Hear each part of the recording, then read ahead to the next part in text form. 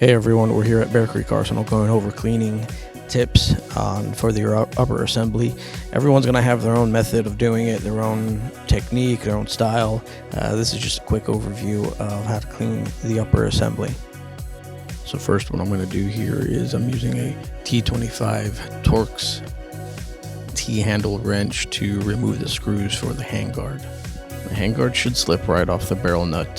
If it doesn't, using a wooden dowel and a hammer to slightly tap it forward off the barrel nut will help, but there's nothing else holding it. I'm using a standard Allen key to ensure that the screws holding the gas block is tight. During maintenance and cleaning of an upper assembly, that is the only time I'll ever look down the barrel of any rifle or firearm. As you can see, I've got tools here to help me clean this. Yes, at times you'd have to use some form of other tool to remove the firing pin retainer pin. As I'm cleaning the parts, I'll go ahead and inspect things, making sure that they're not broken or worn. I have a firing pin from another assembly, basically my own little tool that I use to remove the extractor pin. I'm using simple rags, old t-shirts that have been cut up, to do most of the wiping.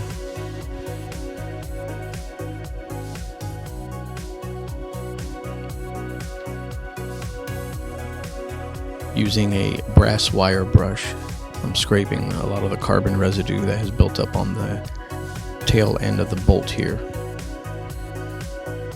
For cleaning, all I use are brass wire brushes and nylon wire brushes.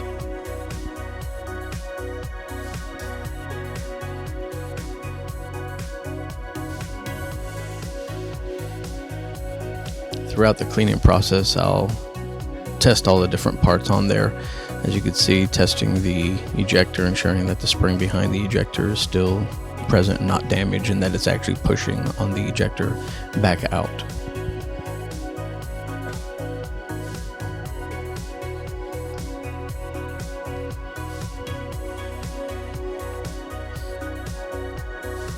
Applying a little bit of gun oil on the bolt face to help lift some of that carbon and some of that brass residue that is stuck on the bolt face.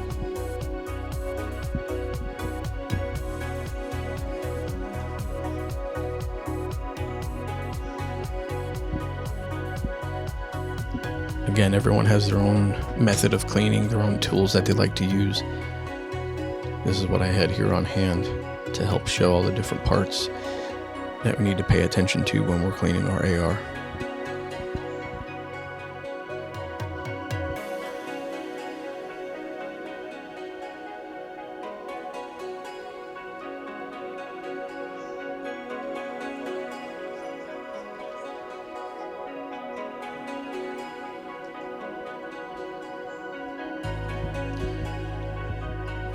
Paying special attention to the extractor here, ensuring that it's not broken or chipped, missing pieces or cracked. Using the wire brush to clean out the claw to ensure that nothing is stuck underneath there.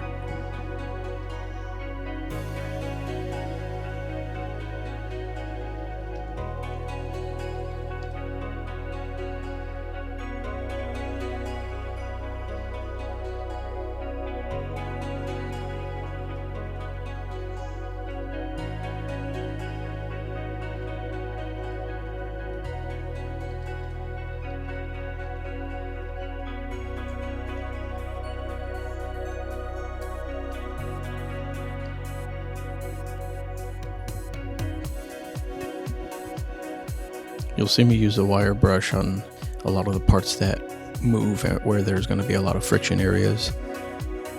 I like to keep these parts free of any carbon residue from firing.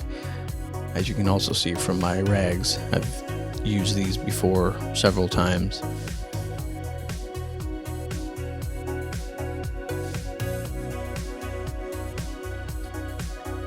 Here I'm ensuring that the firing pin hole in the bolt cam pin is free of anything, since the firing pin does go through that small hole on the bottom of the bolt cam pin. I pay a little extra attention to the firing pin, constantly inspecting it, looking for any deformities, cracks, any burrs, anything that looks like that can indicate that it's damaged in any way.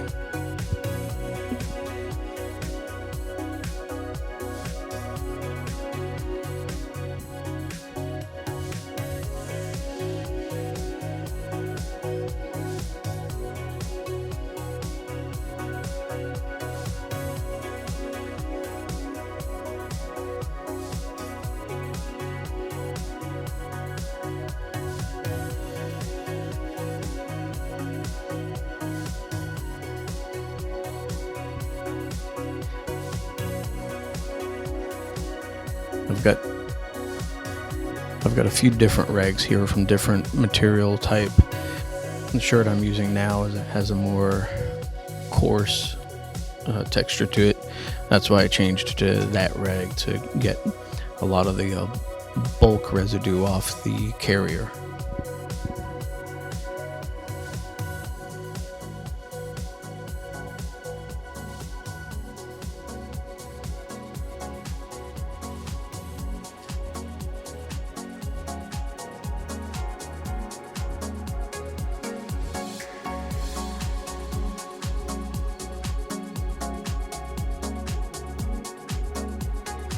Again, using that tool firing pin that I have, I'm inspecting the extractor, ensuring that it's pivoting properly and that the spring is pushing it back, as well as ensuring that nothing has happened to the ejector and the spring behind it.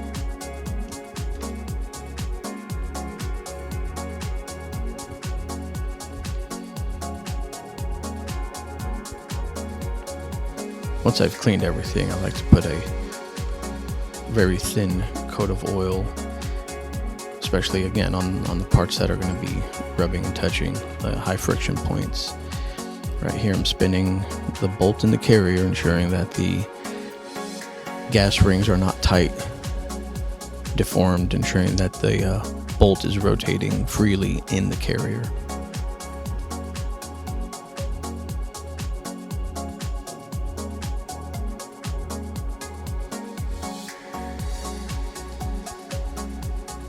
As many have probably experienced, the firing pin retainer pin can be quite a challenge. Since this assembly is still fairly brand new, I only fired a few shots through it. That firing pin retainer pin was still difficult to get in. If you look at the prongs closely, you can tell that one of them is slightly longer than the other, and you want that one to be facing you, I guess, as you can see how I'm holding the BCG in my hand. A little push on the retainer pin got both prongs together and able to be inserted into the secondary hole. Now I'm testing the gas rings of the bolt, ensuring that they're actually holding the BCG, and at the same time when I flick my wrist, the BCG is extended out of the carrier. The bolt is extended out of the carrier.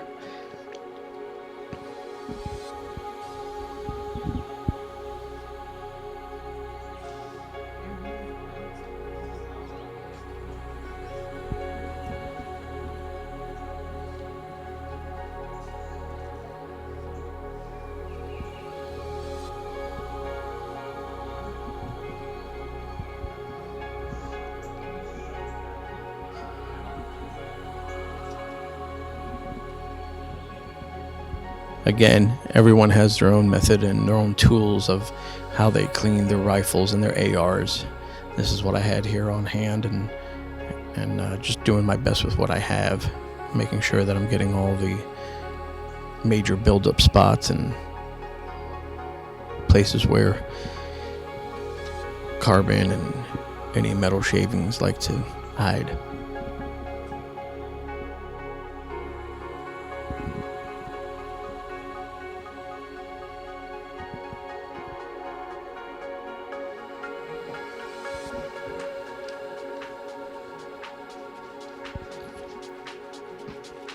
Again, this upper assembly was cleared several times before it was taken off the lower.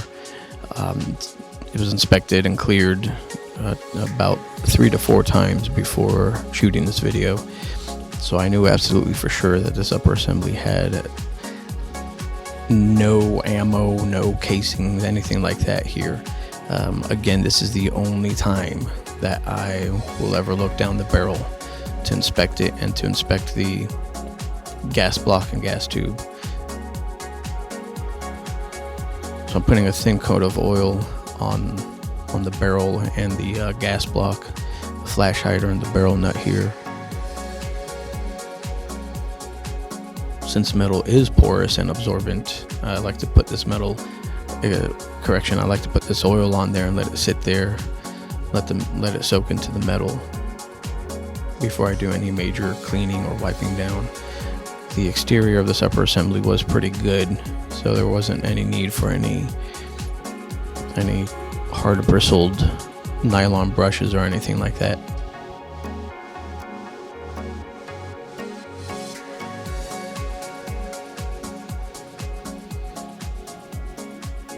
Inside the channel of the charging handle is a spot I've found throughout the years where carbon likes to build up, and it can eventually begin to interfere with the gas key of the BCG.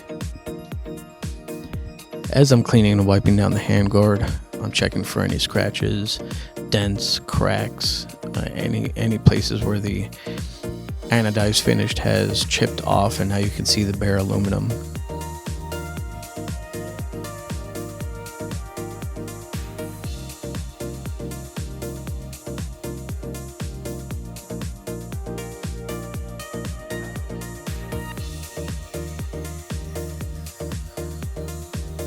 Since this upper assembly will be for a customer, I'm making sure that every gap in the Picatinny rail up on the top is free of any dirt, debris.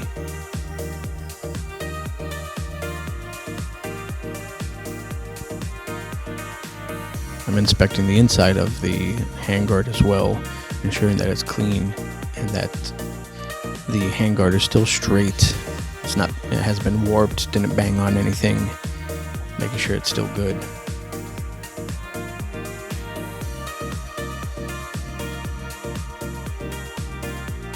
For the chamber and the barrel, I'm using a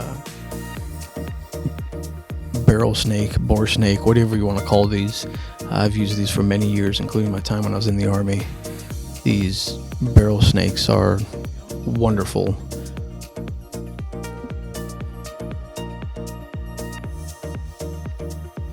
I like to pass mine through my barrels at least 3 times. Once I've passed them through 3 times, I'll inspect them, making sure that they're nice and clean on the inside.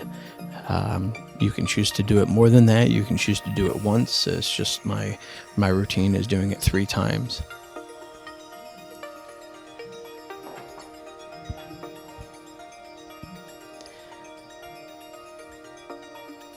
These barrel snakes do make cleaning the barrel a lot faster, a lot easier, and they do a really good job.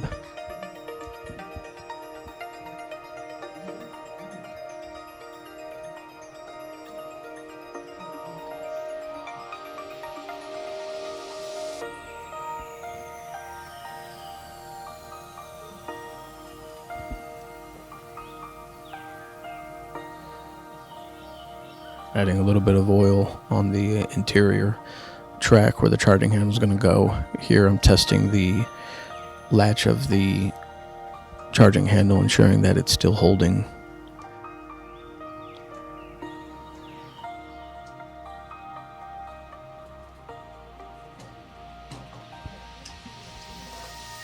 There's no technical science to the handguard. It simply goes on the barrel nut. What I'm going to do here is I'm going to attach one screw, but I'm not going to tighten it all the way, just enough to hold it in place. And then I'm checking from the rear of the upper assembly to ensure that the handguard is properly placed and it's even on either side, so that it's not canted more to one side than the other.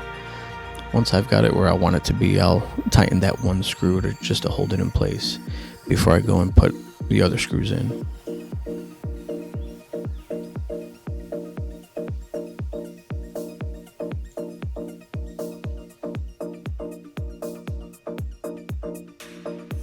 Thanks for watching, everyone. Don't forget to like and subscribe to our YouTube channel. Also, follow us on Instagram and Facebook. Y'all be safe out there. Be safe in the woods. Be safe on the range. See you next time.